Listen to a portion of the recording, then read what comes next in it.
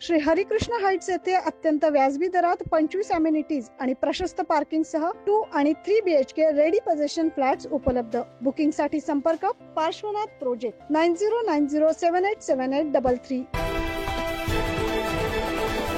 तीर्थक्षेत्रांची पंढरी म्हणून ओळख असलेल्या नाशिकची ओळख आता गुन्हेगारीचं शहर म्हणून बनत चालली की काय, असा प्रश्न सर्वसामान्य जनतेला पडलाय.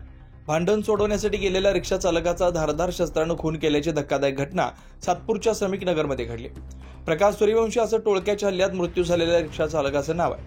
श्रमिक नगर परिसरात छाया हाईट सोसायटीत मृत प्रकाश सूर्यवंशी यांचं कुटुंब वास्तव्यास आहे. गुरुवारी रात्री सोसायटीच्या पार्किंगमध्ये गप्पा मारत असलेल्या गणेश पाटील आणि किरण जमदार यांच्यावर 4 संशयितांनी हल्ला केला. त्यावेळी हा वाद सोडवण्यासाठी सूर्यवंशी गेले असता संशयितांनी त्यांच्यावर कोयता व धारदार शस्त्रानं हल्ला केला. जखमी झालेल्या सूर्यवंशी यांना उपचारासाठी नाशिकच्या जिल्हा शासकीय रुग्णालयात दाखल करण्यात आलं होतं. मात्र त्यांच्या किडनीजवळ तसेच पाठीवर गंभीर घाव झाल्यानं उपचारादरम्यान शनिवारी त्यांचा मृत्यू झाला. या घटनेनंतर सूर्यवंशी यांच्या नातेवाईकांनी सातपूर पोलीस ठाण्याला घेराव घातला होता. प्रकरणी सातपूर पोलिसांनी 4 संशयितांना ताब्यात घेतलं असून पुढील तपास सुरू आहे. गेल्या 2 दिवसापूर्वीच पेठ तालुक्यात परप्रांतीयांनी तिघांवर कात्रीने हल्ला केल्याचा प्रकार घडला होता.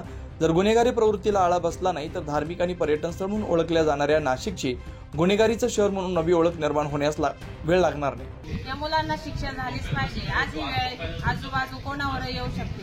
इथं बाया कामाला जातात, ज्यांच्यावर मुली कामधंदे करतात. इथं पोलीस याच्यावरती काही एक उपचार घेत नाही. आता कसं इथं दुनियाने जगायचं. काम केल्याशिवाय इथं कोणाला गती नाही. आज या माणसाचं काही कारण नसताना जीवाचं बळी गेलाय. त्याच्या मुलांनी काय करायचं, त्याच्या बायकोनी काय करायचं. आज म्हातारी आई घरात आहे, अपंग मुलगी घरात आहे. सर्वांचं तेच म्हणणं आहे का बिल्डिंगमध्ये आज आजूबाजूला बिल्डिंग असल्या कारणाने एवढे लोक असल्या कारणाने आज एक तरुणाचा जीव गेलाय, बळी गेलाय.